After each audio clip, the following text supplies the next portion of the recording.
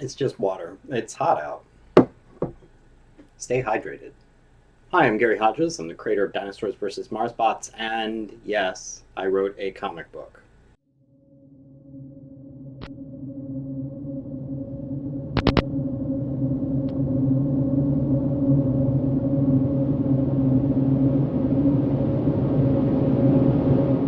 Hello, everybody. Video 7, the last video, or at least the last video in the making of DvsM 1975, my first comic book.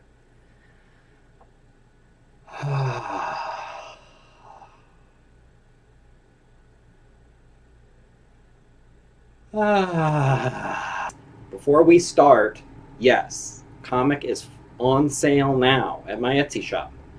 In case you missed announcements on Instagram, Facebook, whatever. And it's going kind of well, kind of better than I expected. Now, to be fair, I braced myself to sell 7 copies or something. You know, I really kept my expectations very low. It's doing well. There's even a chance, an outside chance, but a chance, I might even sell out my initial batch, which would be pretty cool. In fact, I have a bet with a friend whether or not I'm going to sell out my supply in the first 6 weeks. I actually bet against myself. I bet they would not sell out. My logic being, then it's a win-win. Either I sell out my initial batch, and that's awesome, or I don't, and I win the bet. So, last video, what is this one about? The topic today is what now? I still do have a bit of a to-do list, but they're more long-term goals. First and foremost is probably promotion. When it comes to my social circle, people I know and know online or whatever, those people are very aware of me and the comic and the fact that the comic is available.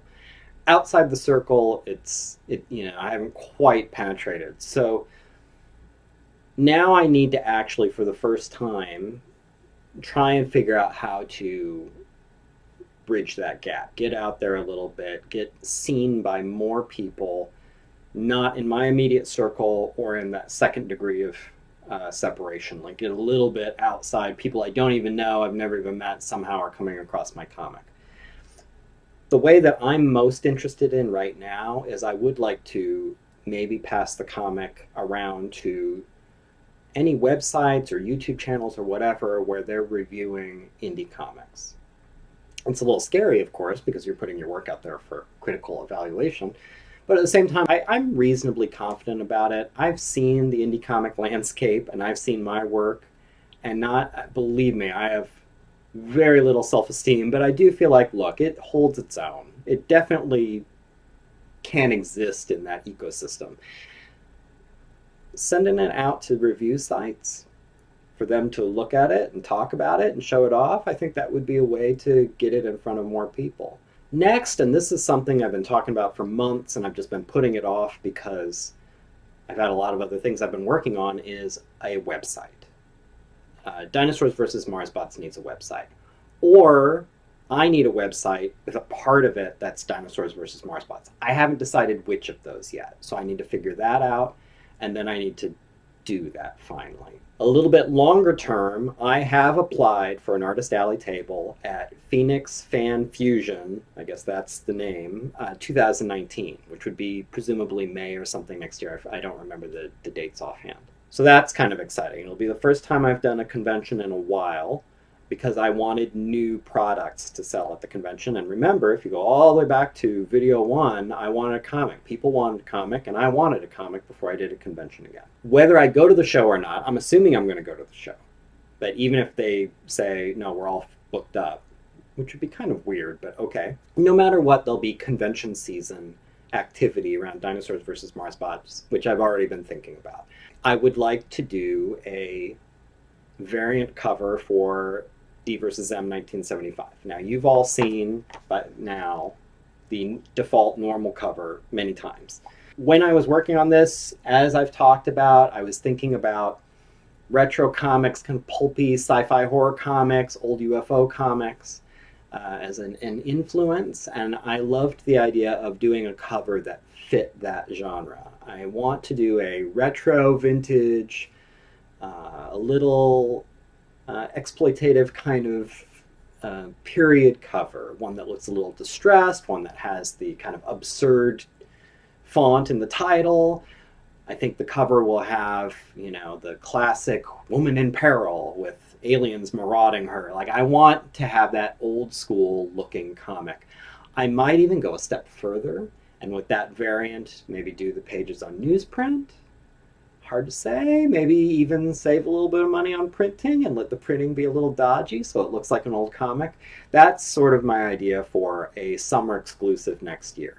I'm not going to do this forever. It's not something that I'll offer forever, but I would print some number, and when they sell out, they're gone forever. In the same spirit, people who have followed me for a while, they know there was a propaganda poster I did for the second DinoCon years ago.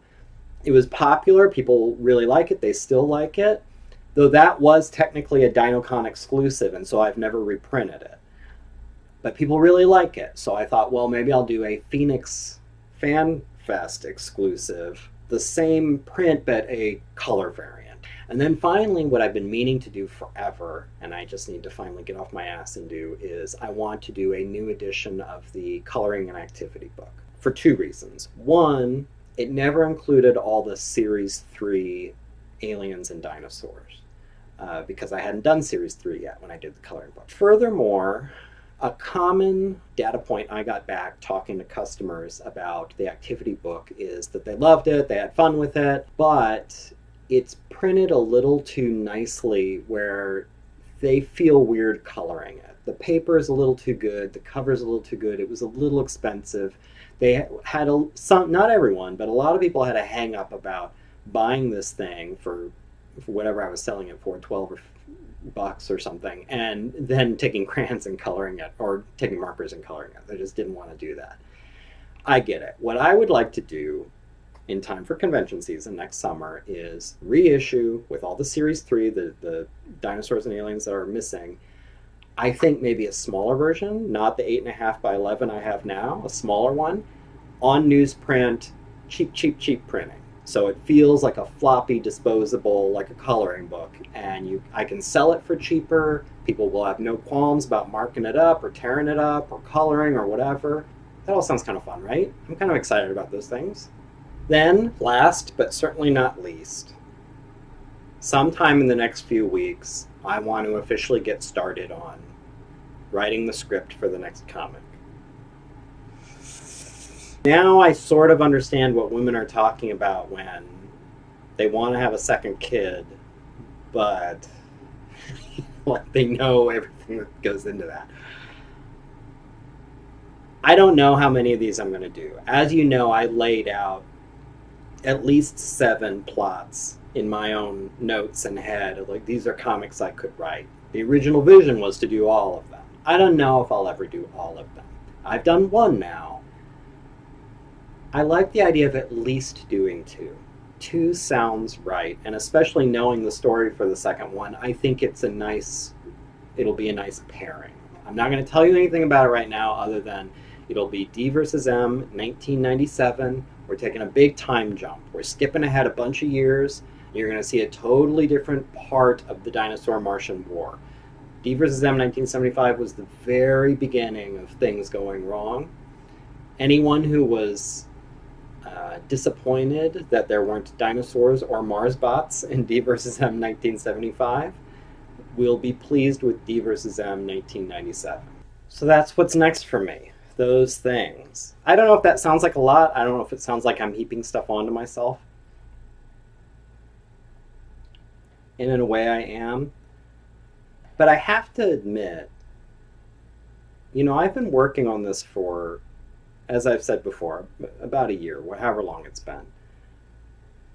Now that it's done, and I've been able to exhale a little bit, while at first that was just the most amazing relief I've ever felt in my life, of just, wow, I can do nothing this weekend. I can do nothing this evening. I can just sit and watch Netflix, or I can play a video game, or I can go out to eat or whatever. Like, the world is my oyster. That was how I felt for a few weeks. I'm now starting to feel a little bit like a deep sea creature that has gone up to the surface and feels itself sort of spreading out and pulling apart for lack of pressure. And I'm sure that would pass, but part of me wants to hold on to that momentum.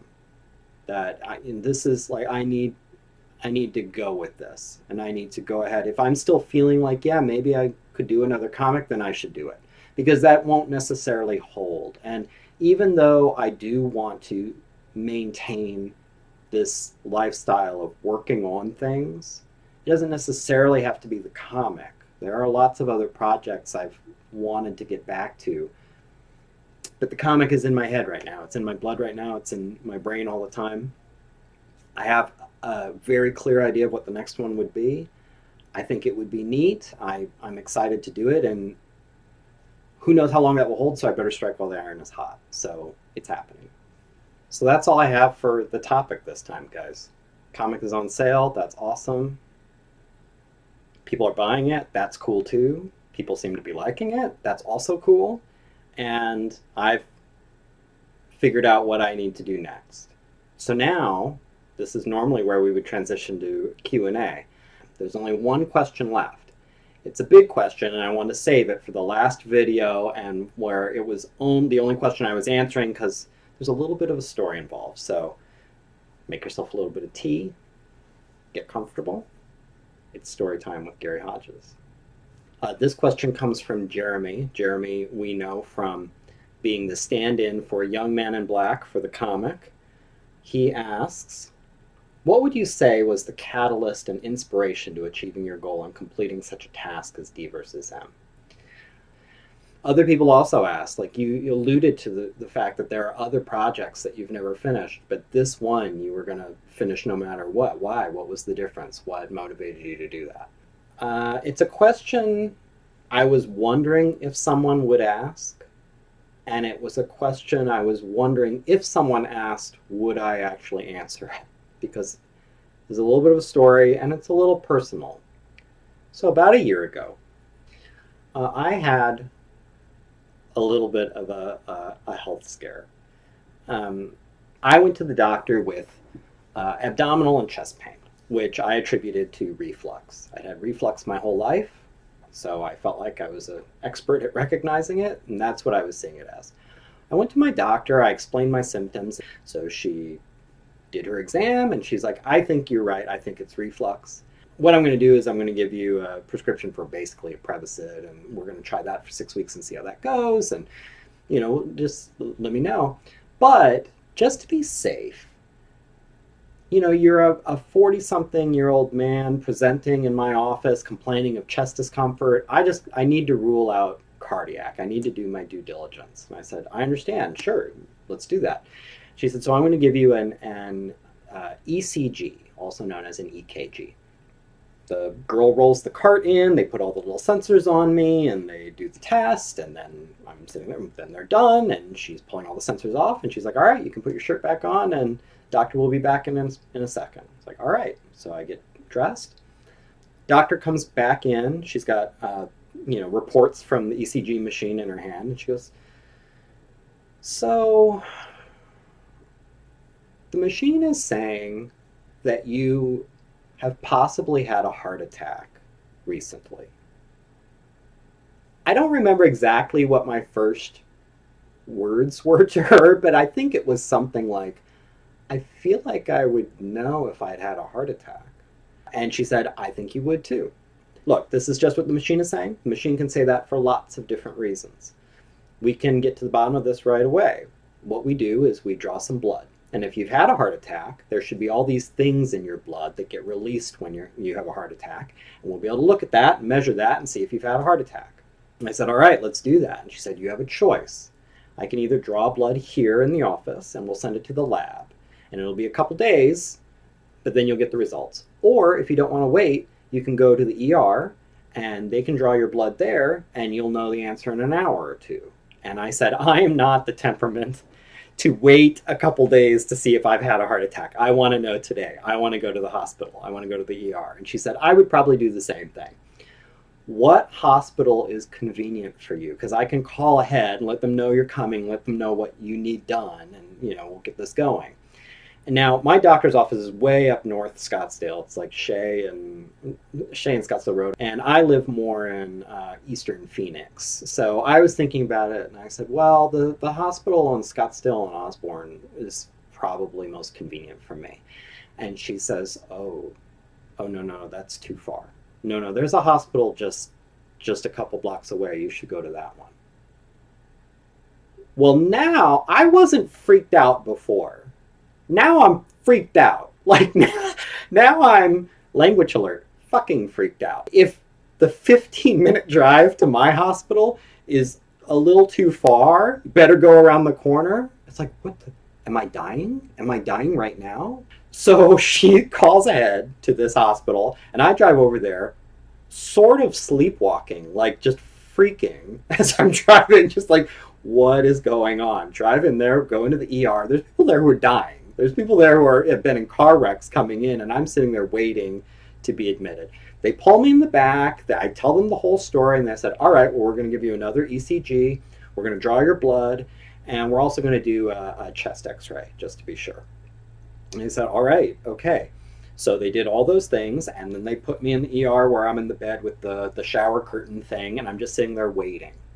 Just waiting, alone in the ER for a while. I don't remember how long. It felt like 1,000 years. I don't know if it was like a couple hours or what, but it was a while where I'm sitting there waiting. I can't even really tell anybody because, like, I can't call my dad and say, hey, Dad, I'm in the ER. And he says, why? And I say, well, I don't know. There might be something wrong with my heart or not. I don't know. I'll keep you posted. Like, I can't do that to him. So I'm just sitting there downward spiraling, like just worrying about this. Then at some point, a nurse or physician's assistant or a doctor, somebody who worked there, I hope, came in and said, okay, so the ECG looked okay to us. We're still waiting on your blood, but your x-ray, there was some kind of a shadow in your chest that we want to take another x-ray. And I thought, oh my God, my heart is fine, but I've got fucking cancer. I got fucking cancer in my chest. I know what shadows are. I've heard about shadows. I know what shadows mean on x-rays. And it's not going to be like normal cancer, I bet. It's going to be like weird Andy Kaufman cancer that like runs wild like wildfire and kills you in 4 weeks. So they take me for another x-ray, send me back into the shower curtain bed. And I'm sitting there waiting, and then they come back like 45 minutes in, and they're like, you know what, that shadow, it was just your nipple. It was nothing. No, there's nothing there. I was like, Jesus Christ. In the meantime, my then girlfriend, I think she texted me, and she's like, where are you? And I said, she's the only person who knew this was going on. So I texted her this, like, a Cliff's Notes version, a text version of what was going on. And to her credit, I was very touched. She's like, I'm coming now. I'm getting in the car and I'm driving up there. And I said, no, don't. I'm hoping they're going to come in and discharge me at any minute. And, I won't even be here. Like, just hold off for now. Hold off for now. So I'm sitting there waiting for my blood result. I think like another hour went by, and she finally vetoed my call. She's like, I don't care what you're saying. I'm coming up there. I was like, okay. And honestly, I was grateful. It was hard for me to ask her to come. She needed to insist on coming. Finally, the blood came back. That test looked fine too. A doctor came in and she said, I don't think there's anything wrong with your heart. I can't close this though. Like, I need to refer you to a cardiologist. I wanted somebody in a white coat to say, like, you're fine. Don't worry about it. Oops. And I could go home and go on with my life. And that wasn't happening. Mary came and we went and she bought me dinner. Went to Flower Child. And because I thought I might be dying, I ordered the healthiest thing my mind could conceive. I got like a plate of salmon and broccoli. I just, because I was on death's door. I better do everything right now. So I was eating this sad kind of uninspired meal. I still had my hospital bracelet on, and I'm telling her this whole experience. The next day, I went to see the cardiologist for the first time. I'm in this waiting room. Everybody else in there is like 118 years old, and they've got the oxygen tanks on little, like on a little tote that they're rolling around, and then there's me sitting there.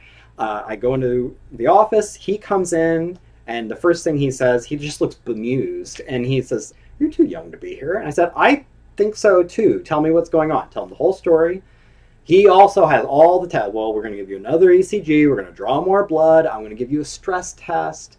I'm going to also do the, I think it's a, I don't remember the name of it, but it's like a sonogram of your heart, where they put the lubricant on your chest and they take this little wand thing and they look at your heart. I do the stress test, which I was stressed about, ironically, because, well, I'm an active guy. I don't do a lot of flat out running on a treadmill. And as soon as they told me, like, you're going to be running on this treadmill, I felt like, look, even if nothing is wrong with my heart, that could kill me for all I know. So, and the girl was like, "We have the old people go on it. I'm sure you'll be fine." I did the stress test. That's a very awkward thing where you take your shirt off and they sandpaper your skin to really get a good connection from the little sensors. And there's 3 levels to it, she explained. There's one where it's basically a walk, and then they do that for a while, do your blood pressure, check everything out. Then they do a second level where you have to kind of hustle a little bit, and then they do a third level where you have to basically jog. First level was no problem. It was like being stuck behind slow people at the mall. It was actually a little annoying. You want to walk faster. Second level, you have to hustle, and the third level, like, I was pushing. But I remember in the third level, I'm sitting there panting a little bit, running, and the doctor pokes his head in and says to the girl, "How's he doing?" And she says, "Fine, we're on level 3 right now." And he says, "Oh, only 4 more levels."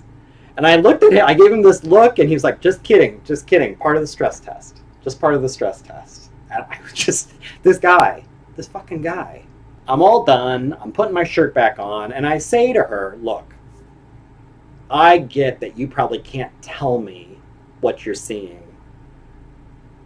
But is it safe to assume that if there was something horrifically wrong in these results, you wouldn't let me just put my shirt on and go home? Like, you would keep me here, or you would admit me or something?" And she said, "Yes, that's safe to assume." I was like, all right. So I had at least that little bit of peace. A week later, I went back to the cardiologist to get my results, because they won't do it over the phone. They moved me into a weird little, it's not even an exam room, it's like a little meeting room, with a little table with a vase on it, with flowers. And the only thing in this itty-bitty little room is a poster on the wall that's advertising some sort of a vest that people can wear. That basically, it's like paddles that you wear at all times. So if your heart stops, it will electroshock you back to life. If you're on the bus, or you're at Coco's, or you're wherever you are. Like, it's for people who are in that dire a situation. I had to wait in this room before the doctor showed up for 45 minutes. And by the time he got there, I was thinking, like, that's why they have me in this room. They want to talk to me about the crazy vest for people whose heart could quit at any time. Like, they've got the flowers here to make me think about death. Basically, this is the meeting where it's like, you need to get right with your family and make whatever arrangements you need to make. I can laugh about it now. Not funny at the time. Not funny at all. He comes in, and he says, "Well, Mr. Hodges, I think you're fine." So I say to him, "Well, what the hell? Like, what was going on? What about the original ECG? Like, what was happening there?" And he explained, he's like, "Look, it's just a machine and it gives codes. It was confused by what it saw in your chest, and that is a very common code for it to throw. She might have put the leads in the wrong place. Maybe one of your ribs was in the way. Maybe there's some slight difference in the anatomy of your heart, like a width of some wall or something that's completely irrelevant, but for some reason, like, the machine was just a little confused by, so it said maybe that was a heart attack." Could be any number of reasons. The point is, nothing is wrong with your heart. As far as I can tell, it looks fine. You're fine. You can go home. I'll schedule a follow-up in a year. You can cancel it if you want. So what's the point of this whole story? When I was in the ER, waiting for the original results, in the shower bed, I had a very dark moment. I was scared for maybe the first time in my life. like really scared about dying. And when I was in that bed, I was overwhelmed with, even more than fear, regret, which completely caught me off guard.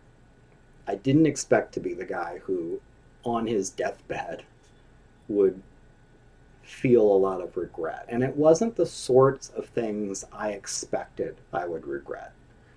I didn't feel any regret over the fact that I had never gotten married. I wasn't sitting there thinking like, oh, why did I ever break up with that one girl? Or why didn't I ever have kids? Or why didn't I save more money? Or why didn't I buy a house? Or why didn't I move? Or why didn't I, it was none of those sorts of things. I didn't even think about any of that kind of stuff. The stuff that you'd expect, or I would have expected. But what I did get flooded with was this feeling of, I've spent my whole life thinking about myself as a creative person, defining myself as a creative, with all these ideas for projects, all these ideas for things I want to do, books I want to write, screenplays I want to write, comics I want to write, whatever, but nothing really to show for it other than piles of dusty notes and outlines and sketches. I always imagined there would be some perfect time coming up where it just is obvious that's when I would work on it. So just the clouds would part and it's like, this is the ideal time to work on your projects. Or when I got to a certain age, or once I got to a certain place, or once I do this, or once I do that, or when I feel really inspired to, that's when I'll do it, or whatever. And it never came. And faced with the possibility that I could be diagnosed today with a crazy heart problem, just a weird fluke, no heart disease in my family, but there's something, I'd be one of those people you hear about. Like, oh, did you hear about Gary? He's like 42, 43, and he's got like this crazy heart thing. He could die at any time. Like, I was thinking about how my life could be forever different and much shorter than I thought. And I didn't do any of those things that were important to me. And I felt profound sadness. Just profound sadness about that more than anything else. So when I was eating my sad, healthy dinner with Mary, when I was in salmon and broccoli, I think we were actually talking about it too, but whether we were talking about it or not, I know what was going through my head was like, I need to start. I need to start something. And I need to finish it. Whatever it is. And after I got the all clear from the cardiologist, my first order of business was to lay out all the different projects that I had at some level of done and say, which is it going to be? Like, I'm doing one of these things. I'm doing at least one of these things. But which one am I starting with? So that's what I did. So that's why there's DvsM 1975. And that's why I kind of want to hang on to this momentum. When I started this, I said these videos were for 3 kinds of people. They were for friends and family who were interested in what I've been up to. They were for other creators who like to compare notes. And then finally for people who are thinking about either doing an indie comic or anything. They've had this idea, they had this thing they wanted to work on, and they're working it out in their brain, and they're trying to build up that energy to take it on. Especially if you're in that last group. Start. I dare you. I dare you to start. Make good on all the talk. Make good on all the thoughts and the dreams. And the fantasies about, what it could be. I'm glad I did. I think you will be too. Last video, guys. I hope you enjoyed these. I enjoyed making them. As you know, I've closed out every one with a song that would work on a Dinosaurs vs. Marsbots soundtrack. We're going to do that again. But I want to do a little bit of a special extra thing with this last one. Just because it's the last video, the last song, felt like there should be something special about this last one. So I hope you enjoy it. Talk to you later.